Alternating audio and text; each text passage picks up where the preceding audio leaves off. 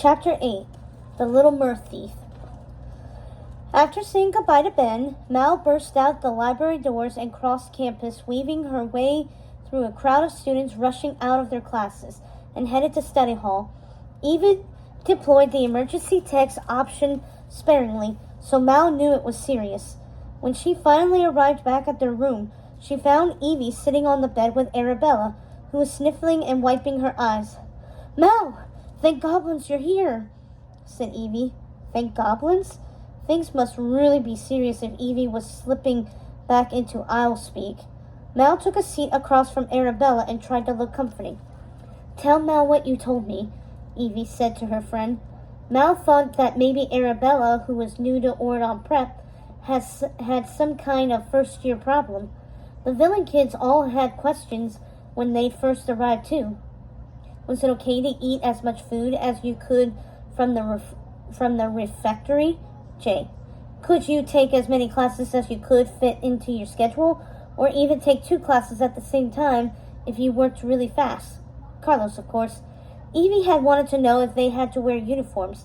They didn't. While Mal's only question was where she could acquire purple spray paint, the art studio. Although it had to be more serious than that, since Evie texted SOS. "I have a big problem," Arabella gulped and wiped her eyes. She was shaking. Definitely not the usual freshman drama, thought Mal. Evie soothed. Big problems are Mal's specialty. "Okay," said Arabella. She took a deep breath. "Remember when I went to my grandfather's reception at the Seaside Festival yesterday?"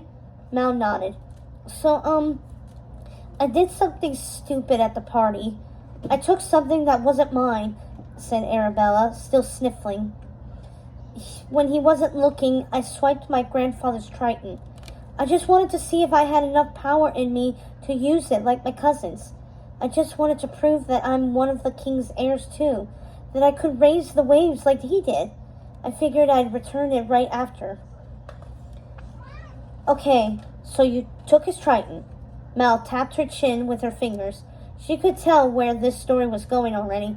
The girl had gotten into some kind of mischief, obviously, but nothing too hard to untangle or fix. "But," said Evie, prompting. "But it didn't work out that way," said Arabella, miserable. "I didn't just call up some waves. The trident was so powerful that I called up that huge storm. I lost hold of it and it flew into the sky. And when it fell, I couldn't find it. It washed away somewhere." "So it's gone?" asked Mal, shocked. That she hadn't foreseen, although she was relieved to discover that the dragon's egg hadn't been the reason behind the storm after all. Even though the talismans were gone forever, she was glad it hadn't caused any more destruction as a result of her delay in taking it to Fairy Godmother. "It's gone," Arabella nodded. "Does King Triton know?" Mal asked. She could only imagine the Sea King's rage when he found out.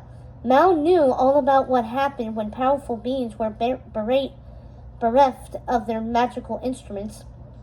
Arabella shook her head determinedly. "No, I didn't tell him. I didn't tell anyone. I was too scared." Mal nodded. "I can imagine. The Sea King's anger could make the very seas boil with rage. But isn't he going to find out soon? I mean, it is his trident.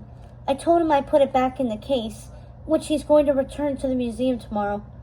"Okay, so I only have until tomorrow night to get it back," said Arabella, "before Grandfather finds out it's missing."